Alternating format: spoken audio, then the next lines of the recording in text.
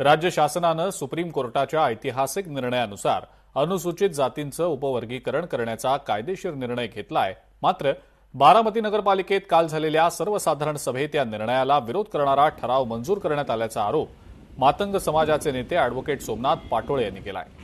आणि याच संदर्भात पाटोळे यांच्यासोबत आमचे प्रतिनिधी विकास कोकरे यांनी संवाद साधलाय। पाहूया।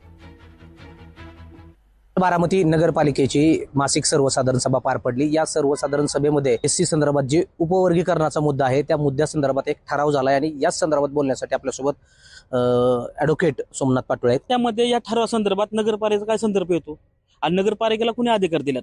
तिथे जे नगरसेवक आहेत किंवा सेवक किंवा नगराध्यक्ष ह्यांना तो ठराव करण्याचा अधिकार कुणी दिला? आता मला सांगा, सुप्रीम कोर्टापेक्षा कोण मोठं आहे का? आणि जो सुप्रीम कोर्टाने जो निर्णय दिलेला हा भारतीय संविधानाच्या अधीन राहून दिलेला आहे। म्हणजे कालचा त्याने जो ठराव केला, माझ्या मते भारतीय संविधानाला आव्हान देणारा ठराव आहे, संविधानाच्या विरोधात असणारा ठराव आहे।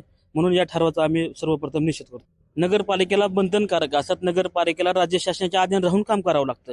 आता त्यांनी तसं केलंय का? त्यांनी तसं केलं नाही। आणि म्हणून नगरपालिकेने जे बेकायदेशीरपणा कालचा ठराव केलेला आहे, तिथल्या नगराध्यक्ष किंवा नगरसेवकांनी जो ठराव केलेला हा पूर्णतः चुकीचा आहे आणि हा बेकायदेशीर आहे। हा सर्वोच्च न्यायालयाच्या न्याय निर्णयाचा अवमान करणारा आहे। त्यामुळं हा ठराव बेकायदेशीर असून त्याच्याविरुद्ध आम्ही पुढे जाऊन त्याच्याविरुद्ध रिट पिटिशन आम्ही दाखल करणार आहे। हा ठराव घटनाबाह्य आहे, संविधानाच्या विरोधात आहे।